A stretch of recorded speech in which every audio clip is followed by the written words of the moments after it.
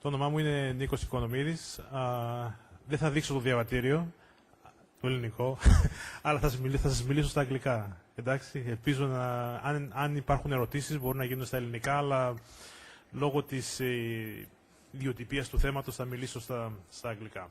So my name is Nicholas Economidis. I'm a professor at the Stern School of Business of New York University, and I'm also executive director of the NET Institute. This is an institute that focuses on research in network industries, including telecommunications, and it's a focal point of research in these industries. It gives out grants to typically assistant professors who are willing to undertake projects in this area, and it's very competitive in that. So if you are in that realm, you're welcome to apply. The deadline actually is May 25th, so it's pretty close. But on the other side, if you happen to control a large company and are willing to make significant donations to the NET Institute, you're also welcome. Okay, so much for advertising. Let me get into the issue of digital convergence. Okay, so digital convergence has two meanings.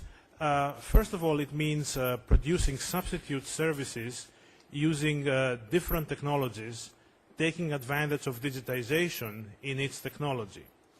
For example, think of voice over internet protocol, voice over IP.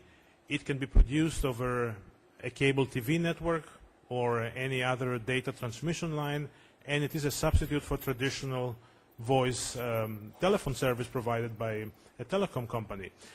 Generally, the creation of substitutes intensifies competition, and we'll keep this in mind for this first meaning of digital convergence.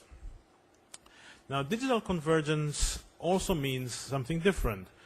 It means using the same device to produce complementary services, again taking advantage of digitization. For example, you can take a cell phone, a mobile phone, and you can add to it a video player, a calendar organizer, an address book, an emailer, an internet browser, a camera storing photos of the camera in it, and so on. So suddenly the cell phone becomes all these things at once. Now, the creation of multifunction devices can reduce competition as companies in a dominant position in one function can leverage it into other functions and markets by incorporating in the same device these other functions and using a proprietary interface. And the best example of this is the iPod, iTunes, which has managed to create a dominant position in the distribution of music.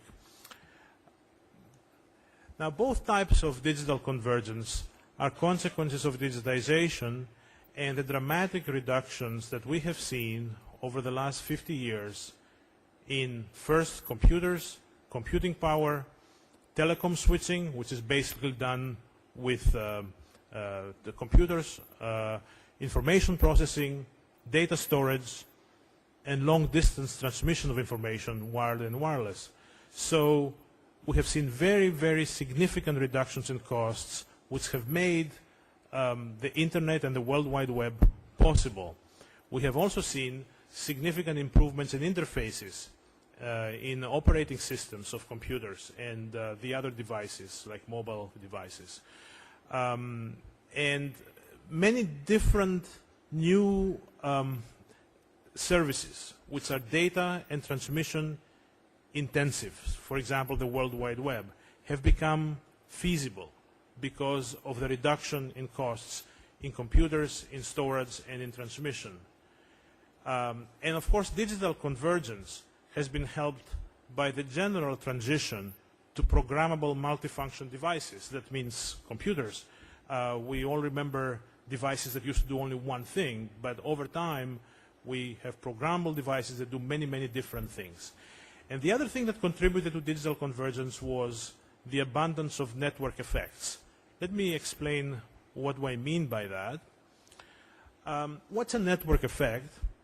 A network effect exists when the value of the last unit sold increases with the number of units sold or are expected to be sold. And it really arises, they really arise because of the existence of complementary goods. So what do we mean by that?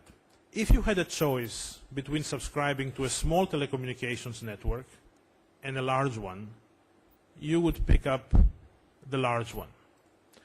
When you have a choice between buying a Windows-based computer and an Apple computer, a very serious consideration is the number of applications that run on Windows versus the number of applications that run on Apple. And since these tend to be proportional to the market share of Apple and Windows, you might buy Windows even if you thought that inherently the value of Apple was higher, just because of the applications. So this is what we mean by network effect. And when we have these network effects, the small proprietary networks, or in general proprietary networks, tend to go on the wayside, to die. Those of you who are my age remember CompuServe, Prodigy, and the old proprietary AOL, America Online. They don't exist anymore. They all got incorporated into the internet or completely died. This is the importance and the impact of the network effect.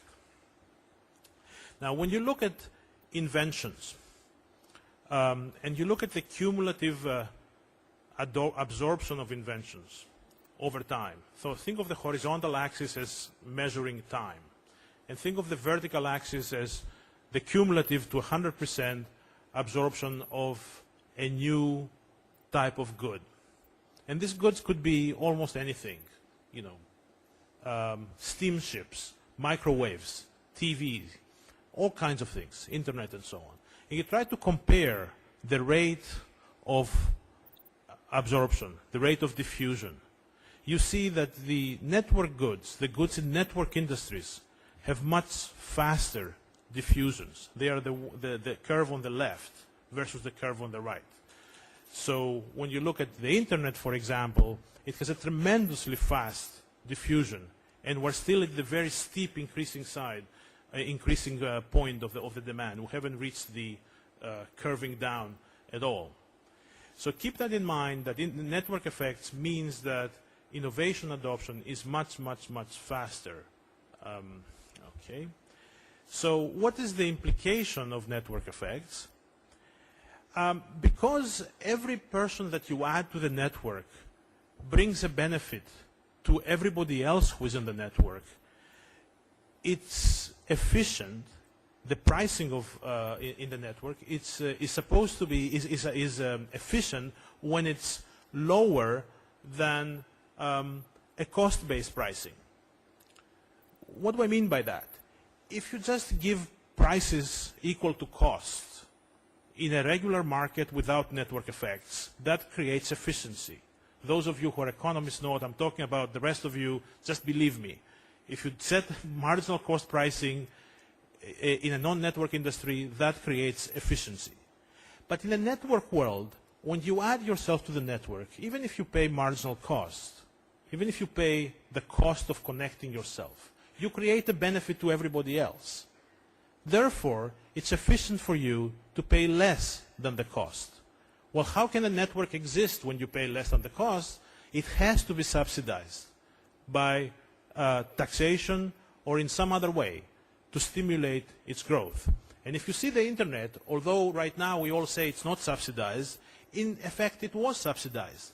Because for almost 15 years, the internet was subsidized year after year after year by the US government until it became viable, and then it was given to us in 1993.